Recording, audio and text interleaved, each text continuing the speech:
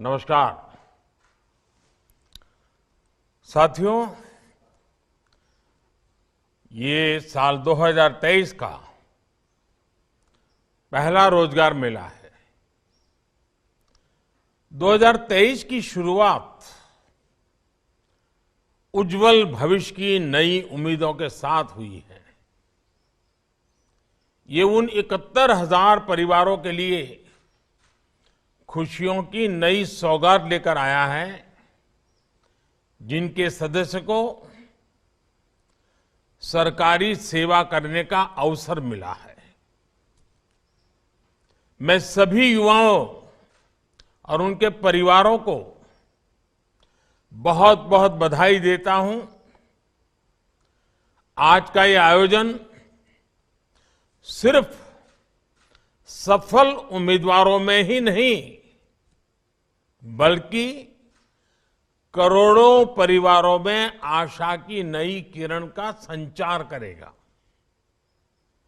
आने वाले दिनों में लाखों और परिवारों को सरकारी नौकरी में नियुक्ति मिलने वाली है। केंद्र सरकार के साथ ही एनडीए और भाजपा शासित राज्यों में भी लगातार रोजगार मेले का सिलसिला चल रहा है, आयोजन किया जा रहा है। कल ही असम सरकार ने रोजगार मेले का आयोजन किया था। मुझे बताया गया है कि आने वाले कुछ ही समय में मध्य प्रदेश, उत्तर प्रदेश, महाराष्ट्र और उत्तराखंड जैसे अनेक राज्यों में रोजगार मेले होने वाले हैं। निरंतर हो रहे ये रोजगार मेले अब हमारी सरकार की पहचान बन गए हैं। ये दिखाता है कि किस तरह हमारी सरकार जो संकल्प लेती है उसे सिद्ध करके दिखाती है। आपको याद होगा, पिछले साल धनतेरस के पावन अवसर पर पहले रोजगार मेले का आयोजन हुआ था। आज मुझे रोजगार मेले में सरकारी सेवा पाने वाले कुछ युवा साथियों से बातचीत करने का भी मौका मिला। उनके चेहरे पर खुशी और संतोष का भाव साफ दिख रहा है। उनमें से ज्यादातर बहुत ही सामान्य परिवार के सदस्य हैं और उनमें कई ऐसे युवा हैं जो पूरे परिवार में पिछली 5 पीढ़ी में सरकारी सेवा, सरकारी नौकरी पाने वाले परिवार के पहले सदस्य हैं। उन्हें खुशी सिर्फ इस बात की नहीं है कि उन्हें सरकारी सेवा करने का, सरकारी नौकरी करने का मौका मिला है। उन्हें इस बात का भी संतोष है कि पारदर्शी और स्पष्ट भर्ती प्रक्रिया होने की वजह से उनकी योग्यता का सम्मान हुआ है। आप सबने भी इस बात को महसूस किया होगा कि भर्ती प्रक्रिया में व्यापक बदलाव हुआ है। केंद्रीय सेवाओं में भर्ती प्रक्रिया पहले की तुलना में ज्यादा स्ट्रीमलाइन और टाइम बाउंड हुई है। साथियों, आज आप भर्ती प्रक्रिया में जिस पारदर्शिता और जिस रफ्तार को देख रहे हैं वो सरकार के हर काम में दिख रहा है। एक समय था जब नियमित तौर पर होने वाले प्रमोशन में भी अलग अलग वजहों से अड़चनें आ जाती थी। हमारी सरकार ने अलग अलग विवादों को निपटारा किया।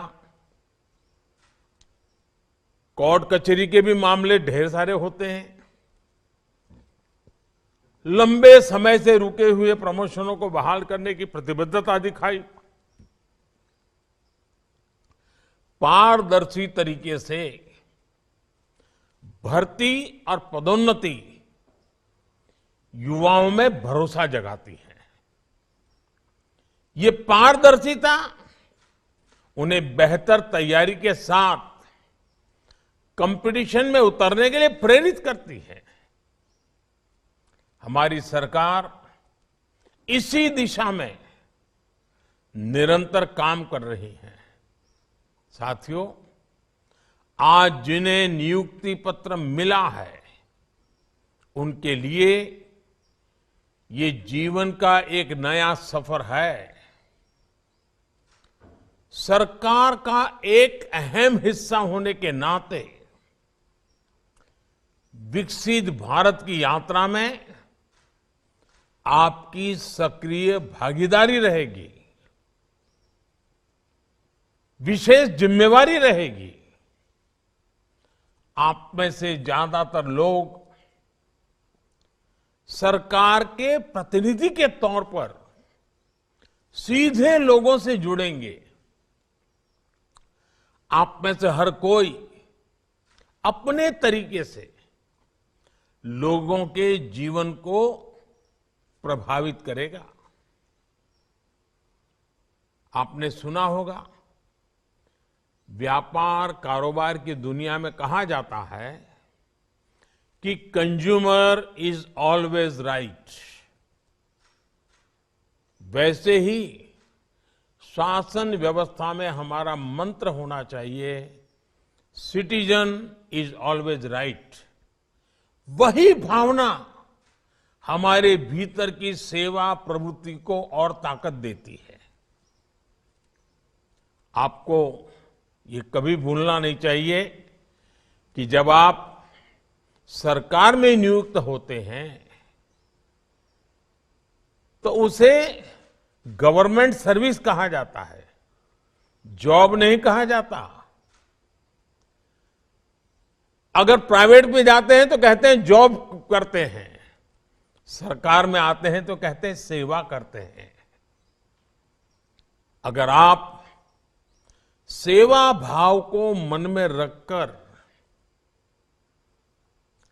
इन 140 करोड़ मेरे देशवासियों की सेवा करना इतना बड़ा सौभाग्य मिलेगा, जीवन में एक अवसर मिला है, और उस भाव से हम काम करेंगे तो इसका लोगों पर सकारात्मक असर पड़ेगा और आपको भी अपने काम में आनंद आएगा।